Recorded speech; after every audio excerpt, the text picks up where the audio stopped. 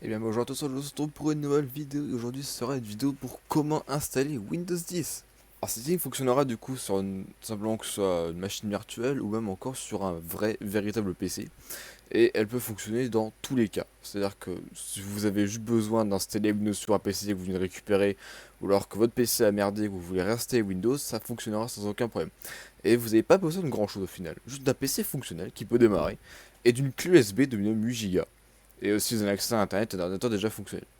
Des choses qui sont quand même plutôt basiques.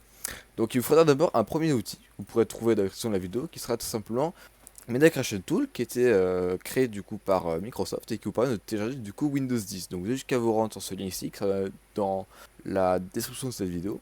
Et après juste vous cliquez sur télécharger maintenant l'outil. Donc ça vous télécharger un petit Media Creation Tool juste ici, avec la version de Windows juste à côté, comme ça si vous en avez plusieurs, et bah, vous aurez du coup plusieurs versions de Windows, même si en général il se met à jour automatiquement. Et après vous avez juste qu'à le lancer. Et après tout simplement, bah, il vous permettra de télécharger une image ISO. Donc je vais pas le faire parce que j'ai déjà l'image ISO. Et tout simplement, en fait, bah, c'est un programme assez simple d'utilisation. Et juste vous laissez guider par le processus. Il y a juste une étape, je vous montrerai une image pour le moment à l'écran. Alors j'ai fait quelques recherches et je me suis rendu compte que ça faisait vraiment un long moment que j'avais pas utilisé Media Creation Tool. Car en fait, il faut d'abord sélectionner si vous voulez d'abord upgrade ce PC ou tout simplement créer une image, une image ISO, une clé USB. Donc dans ce cas-là, vous cliquez tout simplement sur créer une image ISO, une clé USB. Et après, il vous demande si vous voulez créer une clé USB ou si vous voulez créer un fichier ISO. Là, du coup, bah, vous sélectionnez créer un fichier ISO. Je suis vraiment désolé d'avoir oublié ça dans la vidéo, mais je trouve quand même ça plutôt intéressant de le rajouter. Et j'avais complètement oublié d'ailleurs cette étape-là parce que ça fait peut-être plus de un an que j'ai petit ce logiciel, donc vraiment, ça va faire un long moment. Voilà, retour à la vidéo. Où il faudra du coup faire attention de bien sélectionner, faire un fichier ISO et non pas un fichier USB. Déjà pour commencer, qu'est-ce qu'un fichier ISO? Donc, Media Creation Tool permet tout simplement de télécharger cet ISO de manière totalement légale, hein, voilà, sans aucun problème, et de manière totalement fiable aussi. Donc, bien sûr, il faut quand même une bonne connexion Internet, hein, c'est-à-dire au minimum la VDSL, hein, ce que j'ai par exemple, ce qui vous permettrait tout simplement de pouvoir télécharger l'ISO beaucoup plus vite, parce que la DSL ça va pas très très vite. Donc, l'ISO fait quand même pas mal. L'ISO fait, je pense, quelque chose comme voilà, 4,3 Go. Donc c'est quand même assez lourd à télécharger. Avec la VDSL, ça prend, on va dire, une bonne demi-heure à peu près. Mais ça se fait plutôt bien. Si vous avez la fibre, ça vous prendra à peine 10 minutes, hein, même pas.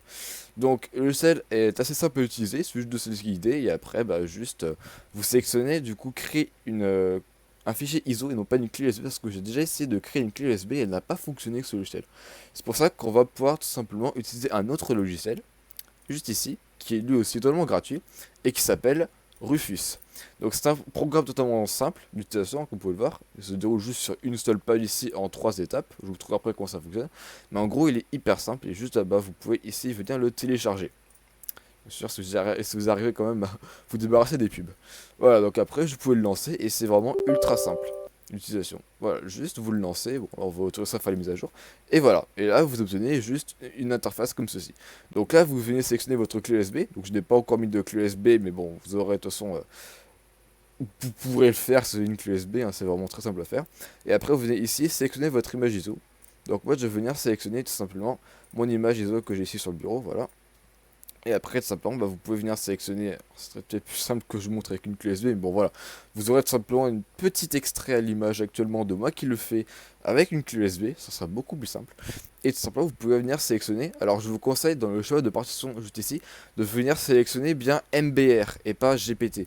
Parce que le problème, c'est que GPT, c'est pour les nouveaux BIOS. En gros, les nouveaux petits firmware qui gèrent le démarrage de l'ordinateur. Donc, en gros, un BIOS, c'est un petit programme en fait qui se lance au démarrage de l'ordinateur, c'est-à-dire le tout premier démarrage de l'ordi, vraiment au tout début, et qui vient initialiser les composants. Comme vous pourrez dire, ça c'est un processeur, ça c'est une barrette de RAM, tout ça. Et après, bah, une fois que tout est bon, il lance le système, et après c'est là où Windows entre en jeu, et après ça continue.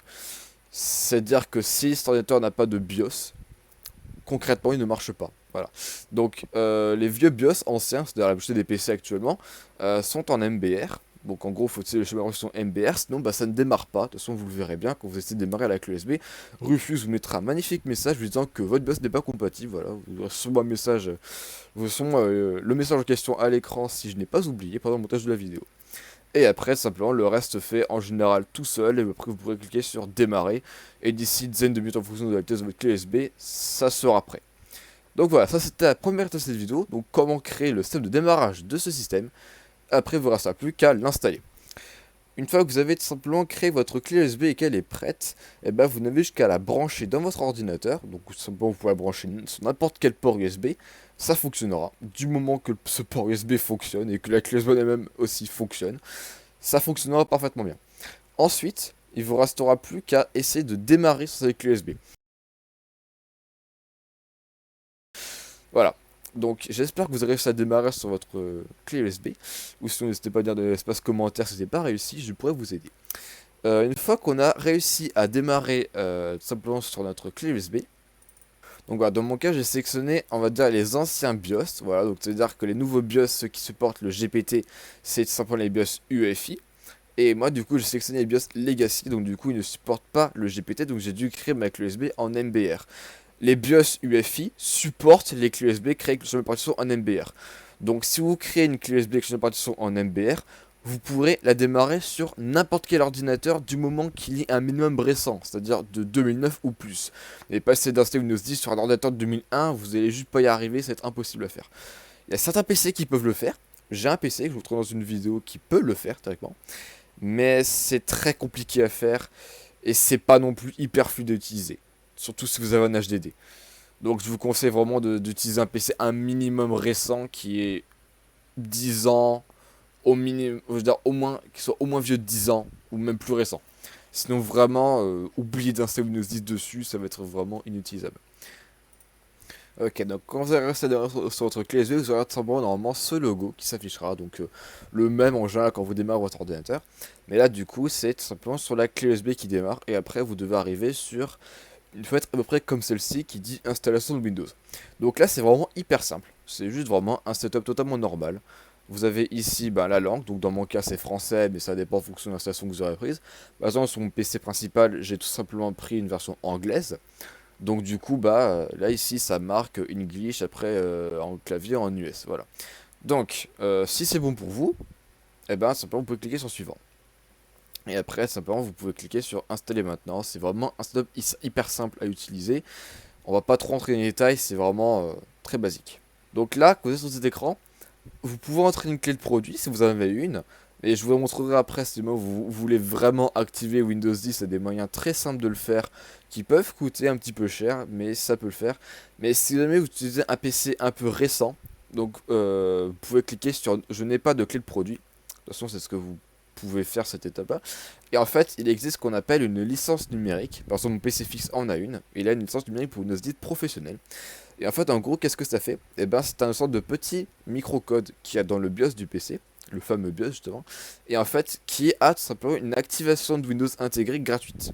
C'est-à-dire que n'importe quel Windows 10 que vous installez, bien sûr, il faudra regarder en fonction de Windows que vous avez de base installé. En général, sur le PC portable, c'est marqué en dessous du PC. Vous avez marqué Windows 10 ou même plutôt, oui, en général, c'est Windows 7, familial ou pro. Donc en fonction de vous sélectionnez du coup soit familial soit pro en fonction de celle que vous avez sur votre ordi. Et sur les PC fixes, vous pouvez chercher un peu partout, ça se trouve en général sur la caisse, à l'extérieur en général, ça peut se trouver. Si vous savez pas, prenez famille, et après juste acheter une clé de produit, et si ça va pas, si vraiment vous voulez vraiment ne pas payer de clé d'activation, réinstaller et sélectionner le professionnel. De toute façon, c'est soit l'un soit l'autre, il n'y en a pas d'autres. Les autres versions qu'il y a, c'est très rare qu'avec Symfony et que Windows 7 Education, parce que ça n'existait pas. Et ou même avec Windows 7 Ultimate, en général, c'est soit famille, soit pro. Faut sélectionner un des deux, faut essayer. Donc moi, dans mon cas, je vais prendre Windows 10 Pro, voilà. Et après, on va pouvoir cliquer du coup sur suivant. C'est vraiment très simple à installer. Et après, vous faites j'accepte, suivant. Et là, on va arriver ici. Donc vous faites personnaliser. Et après, vous pouvez sélectionner votre disque dur. S'il y a des partitions, ce qui est probable, car votre disque dur a peut-être déjà été utilisé, et sélectionnez-les et faites supprimer, tout simplement. Bien sûr, faites attention avant de sauvegarder bien tout ce qu'il y a sur le disque dur avant de supprimer, car après, tout est effacé et rien n'est récupérable. Donc, si vous voulez réinstaller Windows sur un ordinateur, faites bien sûr attention de bien tout sauvegarder avant, car le setup va pas faire attention de ce qu'il y a dessus, il va tout effacer comme un bourg. Donc juste vraiment je vous le dis, ça peut être utile. De même pour la clé USB aussi, hein, Rufus vous l'avez peut-être vu, mais vous a bien dit que votre clé USB sera entièrement effacée. Donc faites bien attention à ça. En général, cette méthode-là efface tout ce qui est sur le disque dur. C'est assez radical, mais c'est ce que j'aime bien faire, car en général, le moins de problèmes qu'il peut y avoir sur un ordinateur, en général, ça efface tous les problèmes qu'il peut y avoir, plutôt que de faire réinitialiser. En général, les problèmes reviennent beaucoup plus rapidement que faire une installation clean. Et aussi, on peut partiner ce qu'on veut mettre dedans, c'est beaucoup mieux. Et une fois que vous avez fini de supprimer toutes les partitions, bah, je cliquez sur la dernière qu'il y a. Faites attention que la taille soit bien celle du disque dur. Si vous savez pas, en général, c'est entre 320 et 500 Go, même des fois 750, voilà, donc vous pouvez le voir ici. Et une fois que c'est bon, faites suivant. Et là, bah, laissez Windows faire et après il va redémarrer. Donc voilà, une fois que c'est terminé, votre ordinateur devrait redémarrer. Et normalement, là, vous devrez revoir ce logo, mais il devrait simplement démarrer sur le disque dur. Si vous avez un HDD, vous devrez l'entendre d'ailleurs, le disque dur, travailler. Si vous tendez bien l'oreille, vous devrez entendre un petit bruit de tête, comme ça, qui fait du bruit. Donc voilà, là c'est une partie, l'une des parties les plus longues en général, puisque bah, c'est là où il va configurer votre Windows. Là il installe les fichiers nécessaires, après il va juste tout configurer. Donc en général, oui, l'installation, vous avez peut-être pu le voir au montage, hein, j'ai mis un petit texte en général, mais elle dure entre 5 à 10 minutes la première partie. Donc c'est vraiment rapide. Après le reste prend en général un petit peu plus de temps, ça dépend aussi vraiment du disque dur que vous avez. Si vous avez un SSD en général ça prend à peu près le même temps, mais voire un peu plus. Et si c'est un HD ça peut prendre vraiment beaucoup plus de temps et dans ce cas on peut vraiment dépasser les une demi-heure au total. Donc voilà, au bout on va dire de moi personnellement ça a pris une à deux petites minutes. Vous devez vous arriver sur un écran comme ça et là bah c'est quasiment terminé. Là c'est juste configurer votre ordinateur, c'est comme si que vous veniez de l'acheter en magasin. Donc bah là voilà, après vous avez jusqu'à configurer tout ça, donc je vais juste vous le mettre en accéléré parce que franchement c'est bah vos préférences, hein, vraiment je vais pas vous mentir. Mais il y a peut-être une petite étape si vous voulez pas mettre de compte Microsoft qui peut être utile. C'est un petit hack on va dire, mais c'est très très simple à réaliser, hein. Ça dépend sur un ordi portable. Si vous configurez un ordi portable, je vous conseille pendant cette partie du setup de ne pas vous connecter au Wi-Fi. C'est-à-dire quand il vous demande de faire une connexion Wi-Fi, faites simplement je n'ai pas internet. Parce que tout simplement après si vous vous connectez, il vous forcera à mettre un compte Microsoft. Donc si vous ne voulez pas de compte Microsoft, moi par exemple c'est mon cas, je n'aime pas avoir mon compte Microsoft connecté sur mon ordi, eh ben vous ne pourrez pas revenir en arrière et vous déconnecter du Wi-Fi.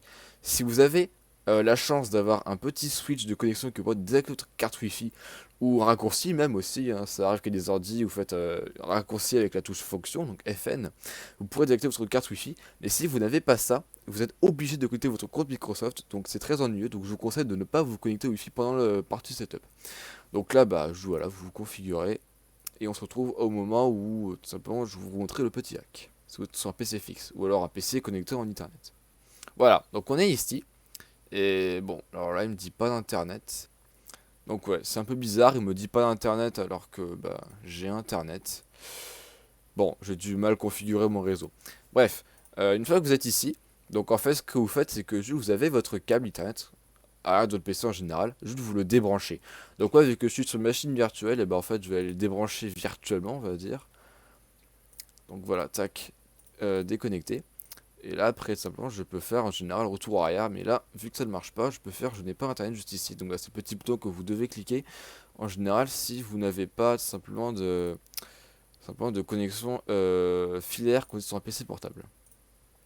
Donc voilà, mon image ISO est un petit peu dépassée, donc il y a des fois des trucs qui ont été un peu changés en fonction de l'installation, donc ça peut changer. Moi, ce que je fais en général, c'est que je fais connexion illimitée, voilà, et puis après, bah, juste on continue le setup, hein, voilà. Et là, il nous a pas proposé de compte Microsoft, puisque tout simplement, bah, il n'a pas trouvé Internet. Donc c'est un peu un petit hack, en fait, qui nous permet en gros de ne pas avoir de compte Microsoft de connecter. C'est tout simplement, en fait, ne pas avoir Internet. Donc du coup, les comptes ne peuvent pas s'initialiser, donc du coup, on n'a pas Internet. Enfin, du coup, on n'a pas de compte obligatoire à connecter, quoi. Ce qui est, je trouve, pas mal. Vous pourrez aussi remarquer pendant l'installation hein, que l'image est un peu étirée. C'est pas le cas sur tous les ordinateurs, mais par exemple dans mon cas, elle est un petit peu étirée. On verra aussi par la suite pourquoi c'est étiré et tout simplement bah, comment résoudre ce problème. Donc là, ce que je vous conseille, genre, cette étape ici, c'est de faire pour une façon personnelle. Professionnel, en gros, ça vous oblige à connecter certains comptes spéciaux, créer des comptes spéciaux. J'ai pas trop exploré cette option, mais je vous conseille de faire une situation personnelle parce que de toute façon, c'est une situation que quasiment tout le monde fait de son ordinateur, c'est une situation personnelle. Faites suivant. Et là, vous voyez qu'il nous demande un compte Microsoft. Alors, étrangement, ce qui est un peu étrange, c'est qu'il m'a pas demandé avant au niveau de la connexion internet. Donc là, une fois que vous êtes ici, et ben en fait, juste vous débranchez votre câble Ethernet ou votre connexion, voilà, Wi-Fi. Donc si vous n'avez pas connecté votre Wi-Fi avant, comme je vous l'ai dit, bah, dans ce cas-là, vous n'avez pas besoin directement de passer cette étape, donc il va directement vous proposer un compte local. Mais si vous êtes sur un PC fixe et que vous êtes connecté à Internet, il va vous demander cette option. Donc si vous ne voulez pas de compte Microsoft, hein, ce n'est pas obligatoire de faire ça, hein, mais si vous ne voulez pas de compte Microsoft, vous déconnectez votre câble Ethernet simplement. Donc c'est ce que je vais faire juste ici. Je vais débrancher mon câble Ethernet. Et une fois que c'est bon, ça va pas s'activer tout de suite, il faut faire retour arrière. Et là, il va nous demander un compte local. C'est un petit hack que j'ai trouvé, qui est franchement pas mal, et bah, honnêtement, qui fonctionne et qui nous permet de bypass en gros les comptes Microsoft. Donc là, je mets un nom, vous mettez le nom que vous voulez, bon, en général je mets user, voilà, donc utilisateur pour ceux qui ne savent pas l'anglais, et après vous pouvez mettre un mot de passe, en général j'en mets pas. Et là, c'est vraiment préférence, les services. Donc en gros, si vous voulez ou pas être localisé, moi je mets tout en non parce que ça ne m'intéresse pas. Je n'ai pas envie que Windows sache où je suis. Voilà, donc je mets tout en non. Voilà, donc je refuse tous les services. Et là, par contre, c'est un truc qu'ils ont rajouté il n'y a pas très longtemps. Enfin, il n'y a pas très longtemps pour mon ISO, hein, mais bon, ça fait déjà au moins quelques mois que ça y est. Là, c'est en fonction en fait de qu'est-ce que vous voulez faire avec votre ordi. Moi, je coche en général jeu. Donc ça, c'est la meilleure optimisation que vous pouvez le faire avec Windows. Parce que oui, je vous trouve aussi en même temps quelques astuces pour optimiser Windows 10, sorte de rendre un ordinateur quand même beaucoup plus rapide. Ce qui peut être toujours un petit boost, on va dire. Donc vous sélectionnez ce que vous voulez, ou alors vous faites ignorer ce que vous voulez. Moi je mets jeu et accepter, voilà. Après c'est comme vous voulez, voilà. Et après bah, c'est encore une fois vraiment des préférences, vous faites ce que vous voulez avec votre Windows, c'est vous qui voyez. Et là voilà, bah, il va juste terminer de tout configurer, et puis bah, après on pourra se retrouver sur le bureau. Ok, et bah, comme vous le voyez, on vient d'arriver sur le bureau. Et donc vous avez probablement, bon, j'ai pas eu le temps de la choper, voilà, mais vous avez tout simplement vu cette notification juste ici, qui vous dit tout simplement recharge le pilote d'affichage. Alors sur votre ordinateur, ce qui est bien avec Windows, justement, c'est pour ça que l'image est tirée, c'est que là, vos drivers vidéo ne sont pas installés. Donc en fait, qu'est-ce que les drivers vidéo? Donc déjà driver ça signifie pilote, et donc en gros les pilotes vidéo c'est ce qui va gérer l'affichage de votre ordinateur. Donc c'est à dire que quand ils sont pas installés, comme c'est le cas ici, vous voyez que tout est lent, enfin c'est pas hyper fluide. Vous pouvez voir quand j'ouvre une fenêtre et que je la bouge, ça bug, c'est pas hyper fluide et tout. Et ben en fait c'est parce que les pilotes ne sont pas installés. Et en gros que font ces pilotes? Et ben en fait ils viennent activer l'accélération 3D et donc du coup mieux gérer l'affichage sur votre écran. Donc c'est tout simplement ce qui vous permet par exemple de pouvoir faire toutes les applications nécessitant par exemple des performances graphiques 3D comme des jeux par exemple, ou alors aussi ce que permet d'avoir la maximum résolution de votre écran. Donc dans notre cas, ils ne sont pas installés et c'est pour ça que notre résolution est aussi faible. C'est qu'en fait, l'écran d'un PC portable ou fixe de base va automatiquement étirer l'image en fonction en fait, de la taille de l'écran. Mais comme vous pouvez le voir, ici la résolution est très faible. Normalement, avec l'écran que j'ai, on devrait être sur une résolution comme ça. Sauf que, bon, bah, comme vous pouvez le voir, ce n'est pas le cas de base. Et ce n'est pas en changeant la résolution que ça va le faire tout seul. Donc, ces pilotes, normalement, Windows 10 s'en occupe. Mais il se peut que dans certains cas exceptionnels avec Windows 10, les pilotes ne soient pas installés. Ça peut arriver sur des très vieux ordinateurs qui ne sont pas supportés par Windows 10. Et dans ce cas, il vous suffit d'aller sur un site internet qui est vraiment, je trouve, génial, qui est tous les drivers. Donc vous aurez un lien dans l'instruction et vous aurez aussi des images sur comment ça fonctionne. Et en fait, c'est un site qui va demander de télécharger un petit programme en .bat. Alors oui, ne vous inquiétez pas, hein, il va rien faire sur votre ordinateur, j'utilise depuis des années et j'ai jamais eu de problème avec. Si ce n'est que des fois le serveur ne répond pas trop, mais bon, c'est un serveur pas très très puissant mais qui fonctionne quand même. Et en gros qui a hébergé quantité assez incroyable de pilotes dans tout genre, que ce soit graphique, pour même des claviers, du son, tout ça, et qui tout simplement en scannant votre ordinateur va voir les pilotes installés ou non et va vous créer une page avec tous les pilotes que vous pouvez télécharger. Et vous pourrez simplement chercher ici pour votre carte graphique tout simplement et pouvoir tout simplement les télécharger et après les installer. Donc les drivers en général, se trouve sous forme de format exécutable, donc des points exe, et tout ce qu'il vous suffit de faire, c'est juste de les lancer. Voilà, comme des programmes. Après, ça va s'installer tout seul, vous aurez un petit setup très simple à faire, jusqu'à vous laisser guider, ça c'est tout seul. Et après, votre écran devrait s'éteindre et se rallumer, et là c'est bon, c'est installé.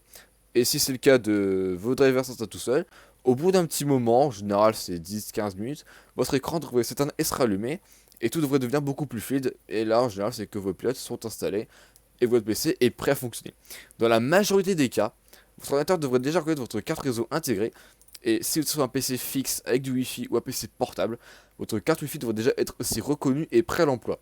Donc si vous avez un PC portable, vous devez juste aller dans le réseau ici et vous y connecter. C'est très simple. Donc, moi dans mon cas, j'utilise une machine virtuelle VMware, donc on va aller vite fait installer les drivers vidéo. Je vous montrerai après dans un autre tuto comment utiliser VMware et d'ailleurs aussi comment l'activer. Et je peux aussi très bien vous montrer aussi comment activer Windows 10, c'est ce qu'on va faire dans quelques minutes. Donc voilà ce dont je vous parlais, votre écran devient noir et il se rallume. Et dans mon cas, ça réduit aussi la résolution, ce qui est bon, pas génial. Mais vous voyez que déjà, votre Windows est en général tout simplement beaucoup plus fluide. Bon, des fois, votre menu démarrer ne fonctionne pas, ce qui est un petit peu ennuyeux, ce qui est mon cas. Vous voyez, je clique dessus, hein, puis même sur la touche Windows, hein, peut-être l'entendre avec mon clavier, mais ça ne fonctionne pas. C'est un bug qui peut arriver. Bah, dans ce cas-là, je vais vous montrer tout simplement. Vos drivers, des fois, vous redemandent de redémarrer, mais on va dire que dans notre cas, personne ne nous demande pas de redémarrer. Et ben, vous cliquez sur votre bureau, comme ça, et vous faites le raccourci Alt F4. Et là, vous avez simplement cette petite fenêtre qui se montre, et vous pouvez simplement sélectionner redémarrer. Et OK. Et là, du coup, votre ordinateur va redémarrer tout seul. C'est un petit peu ennuyeux quand ça fonctionne pas, mais c'est un bug qui existe sous Windows 10 uniquement depuis déjà des années, mais que Microsoft n'a visiblement pas envie de régler. Bon, c'est eux qui voient, j'ai envie de dire. Et voilà, après votre ordinateur redémarre tout seul, normalement, si tout se passe bien. Donc là, comme vous pouvez le voir, dans mon cas, la résolution ne s'est pas remise en résolution optimale, mais dans votre cas, elle devrait déjà même l'être avant le redémarrage.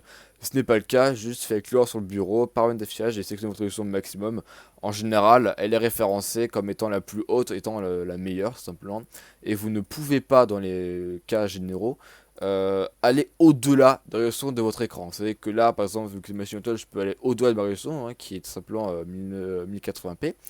Mais bon, en gros, ça va juste le scale beaucoup plus petit, beaucoup plus flou. Donc, juste sélectionner les résolutions optimales et voilà, simplement, c'est tout aussi simple que ça. Donc voilà, vous avez déjà un Windows 10 prêt à l'emploi. Normalement, tout est fonctionnel juste ici. Vous voyez que là, le menu démarrer refonctionne maintenant, normalement. Et bah, on va peut-être pouvoir voir pour l'optimiser. Parce que comme vous pouvez le voir, bon là c'est vraiment amplifié par le fait que je virtualise. Mais bon, dans le gestion des tâches, donc vous pouvez y accéder en faisant clic droit à gestion des tâches ou en tapant gestion des tâches dans votre menu démarrer juste ici, ou alors même si vous vraiment y allez en mode rapide, vous faites CTRL majuscule échappe et là il s'ouvre. Voilà.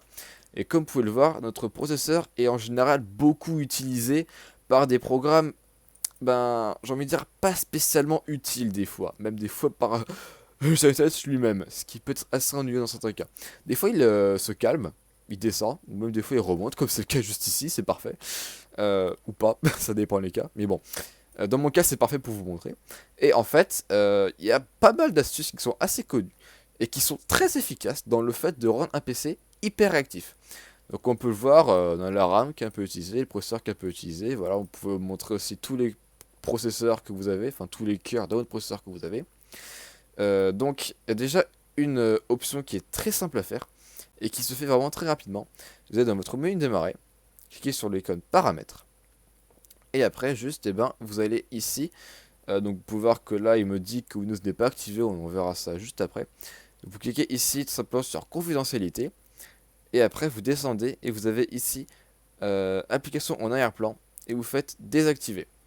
En fait, en gros, c'est toutes les applications que utilise Windows ou même d'autres applications tierces de certains logiciels qui sont tout simplement ici et qui en général prennent des ressources en arrière-plan un peu pour rien. Ça peut fonctionner dans certains cas, mais il y a d'autres cas où pas, ça ne peut aussi ne pas fonctionner. Donc on peut passer à une autre étape qui est tout simplement activer un mode caché dans Windows qui s'appelle le mode performance optimale. Alors avant toute chose aussi, je vais faire un petit disclaimer sur ce performance optimale car dans certains cas, ça peut aussi ne pas être un avantage. Donc par exemple le cas où vous êtes sur un ordinateur portable. le fait de mettre en performance optimale peut grandement réduire votre vie de batterie. Même des fois la diviser par 3, ce qui est quand même pas génial. Donc, vous pouvez toujours l'activer. Je vous le recommande même, je trouve ça quand même obligatoire si vous êtes sur un PC fixe, hein. Ça va pas faire en sorte que le PC consomme beaucoup plus d'énergie. C'est à peine visible. Mais ça peut vraiment pas mal améliorer les performances. Comme vous pouvez le voir sur mon ordinateur fixe, je l'ai activé ici, voilà, Ultimate Performance. Donc là, ce sont des modes qui sont de base présents dans Windows, hein, High Performance, Power Saver et Balanced. Mais tout simplement, vous avez ce mode-là qui normalement n'existe pas. Et bah en fait, ce mode est assez facilement activable, juste avec une simple commande que vous pouvez trouver sur n'importe quel site quasiment. Alors je vais désespérément essayer d'utiliser Edge pour vous montrer, même si je déteste ce navigateur. Et est-ce que je vois, ils ont pas réglé ce bug. Ce bug en gros magnifique, hein, vous pouvez très bien le voir, qu'on est d'accord que ça c'est totalement pas normal. Donc je vais juste pas aller m'embêter à installer un navigateur, donc on va devoir aller utiliser ce navigateur qui je trouve absolument pas pratique. Donc pour l'activer, décidément il a pas fitement embêté celui-là. Donc pour activer ce mode performance optimale, c'est très simple, juste vous marquez performance optimale, voilà, juste ici. Et après vous avez beaucoup de sites qui vont le référencer assez facilement. Donc on va prendre par exemple l'exemple de comment ça marche, parce que je trouve que c'est un site qui est quand même plutôt bien fait. Donc voilà, vous pouvez tout simplement, en cherchant ici, il vous montre comment le faire, mais vous avez une commande, juste ici. Voilà, donc je vais pas vous la dire, hein, parce que franchement, j'ai pas envie de me taper des chiffres dans tous les sens, hein, voilà, mais en gros, juste, vous faites clic droit. Voilà, c'est vraiment quelque chose. Bref, bon, vous faites clic droit copier, moi je vais faire encore un raccourci clavier parce que je peux pas le faire, c'est bon. Et juste vous marquez ici, dans votre menu démarrer, exécuter. Ou alors vous pouvez aussi très bien faire Windows R, ça fonctionne aussi. Et après vous marquez juste ici CMD, voilà.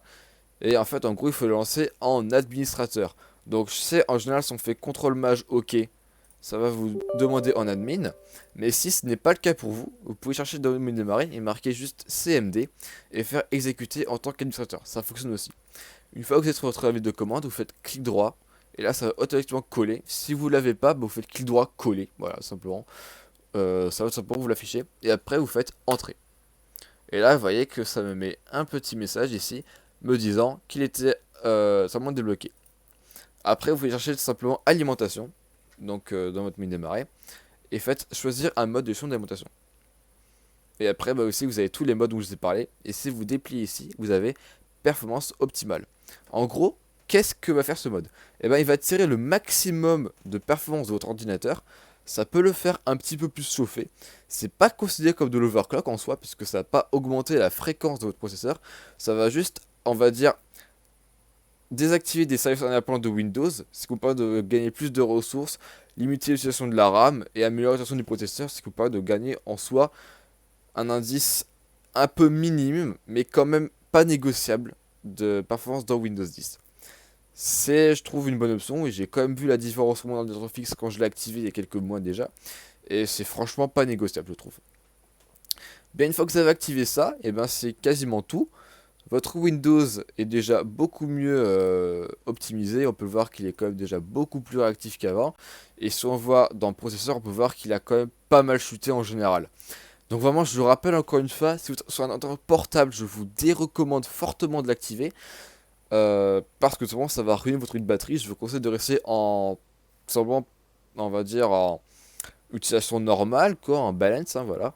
Ce qui est franchement, je trouve, beaucoup mieux. Et en général, vous avez votre icône de batterie juste ici. Bon, moi je sais pas ce que c'est un PC fixe. Et vous pouvez tout simplement venir sélectionner entre meilleure performance ou meilleure vie de batterie. Voilà, vous avez un petit slider comme ça qui je trouve vraiment très fonctionnel pour ce que c'est. Genre quand on est en PC portable, on n'attend pas plus de performance que sur un PC fixe, voire même des fois moins. Donc c'est franchement inutile, je trouve. Bon, et maintenant que c'est fait, on va pouvoir s'occuper de l'activation de Windows. Donc si vous avez une licence numérique, vous pouvez tout simplement aller le vérifier en allant dans menu démarrer, paramètres juste ici. Et après, je pense que c'est tout simplement système. De toute façon, non, c'est pas là.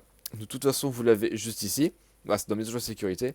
Et après, dans activation ici.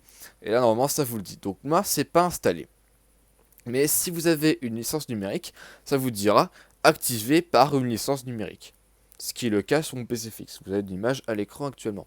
Mais si ce n'est pas le cas, eh ben, vous avez besoin simplement d'une clé d'activation. Donc ce que vous pouvez faire, donc voilà, ce que vous pouvez faire, c'est sur des sites comme par exemple VIP et CDK qui peuvent simplement vous fournir des clés d'activation pour un peu tout et n'importe quoi. Et vous pouvez facilement trouver par exemple des clés d'activation pour Windows 10. Voilà, donc vous voyez que vous avez Windows 10 pour que ça Home, même Windows 11 et aussi Windows 10 Pro. Voilà, vous avez beaucoup de clés d'activation qui sont fournies et qui sont des fois franchement à des prix assez bas. Donc en gros là c'est en US dollars, mais vous pouvez normalement les voir tout simplement en euros. Normalement, mais là c'est juste que je sais pas pourquoi seulement en US dollars, pourquoi pas. Ah et peut-être parce que c'est sélectionné ici en anglais, on peut venir sélectionner français. Voilà, je trouvais. Voilà. Donc là normalement ça peut vous proposer en euros, ça devrait être pour une vingtaine d'euros, ce qui peut être en général pas trop mal, j'ai envie de dire. Voilà, vous voyez, pour 18 euros. Ce n'est pas sponsorisé, mais c'est juste que voilà, je trouve que c'est un site qui fournit des clés pas trop mal et qui sont franchement, je trouve, plutôt fiables.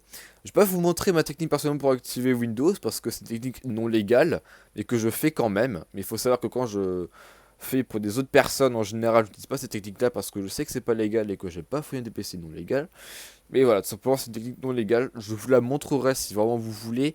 Mais ne la faites pas. Si vous voulez passer un PC par exemple, à quelqu'un, ne l'utilisez pas. Ce n'est pas légal. On a théoriquement pas le droit de le faire. C'est Microsoft qui l'a mis en place. Mais normalement, ce n'est pas censé être dévoilé au grand public. Donc je vous conseille de faire vraiment ça si vous voulez vraiment activer Windows. Ce n'est pas obligatoire. Windows 10, comparé à Windows XP qui vraiment l'obligeait et qui bloquait votre session au bout de 30 jours si vous ne le faites pas, Windows 10 n'est pas obligatoire, mais juste je vais vous montrer un petit peu, on va dire, le désagrément qui est de ne pas activer Windows, hein, ils vous font savoir, c'est que vous ne pouvez pas personnaliser votre ordinateur, vous ne pouvez pas mettre un fond d'écran ou même changer la couleur, vous ne pouvez rien faire de présentation, vous êtes obligé de garder le light theme avec le fond d'écran de base. Et même si vous faites en général, je pense, clic droit à appliquer en fond d'écran sur une image, ça ne fonctionnera pas, je pense. J'ai pas testé, mais ça serait un peu logique que ça ne marche pas. Donc voilà, c'est je pense tout pour ce tutoriel. Si vous a plu ou même si vous êtes intéressé, je à lâcher un pouce bleu, à vous abonner à la chaîne, ça ferait plaisir. Je débute cette chaîne et j'espère d'ailleurs qu'elle vous a plu. Et si c'est le cas, et ben on se retrouve pour la prochaine vidéo. Et je vous dis, salut à tous.